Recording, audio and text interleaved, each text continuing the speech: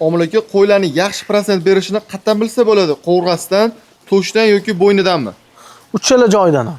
Qo'rg'asidan ham, to'shidan ham, bo'ynidan ham bilsa bo'ladi. Hozir mashitda Joy vesi qarang 60 kilo bilan 80 kilo orasidagi qo'chqonlar. Meni mashi qo'y qidiryapti. Meni mashi qo'y 68% beradi. Meni mashi qo'y, Alloh alam 68% beradi. Meni prognozlarimdan kelib chiqqanda, qo'yi qalinligi bitta rasm soling, buni biladigan odamchi. Shunda kamerada ham bilib qo'yadi anaqalar, necha foiz berishini. Ili to'la, qo'rg'i to'la, bo'yin cho'tki, yelkali kelgan, belga qo'l yetmaydi. Tushunyapsizlar?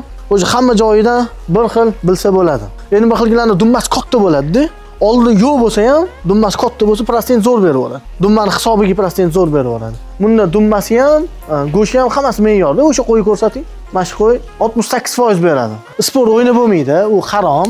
Endi kimdir shu temada men bilan talashadigan bo'lsa, men uni isbotlab bera olaman. Shundoqga 68% berishga. Agar bu video chiqib, bu yo'q bo'lib so'yilib ketmaguncha tursa, isbotlab bera olaman. Qo'y 68% beradi. Lekin 55% bermagan qo'ylar ham ko'rinishi do'dalari bor, lekin 55% dan bermaydi. Ushlasangiz, qo'rg'asini, belini, bo'ynini qattiqroq ushlasangiz bilinadi. Ko'p videolarda o'rgatganmiz uni, yana o'rgatamiz xohlasanglar.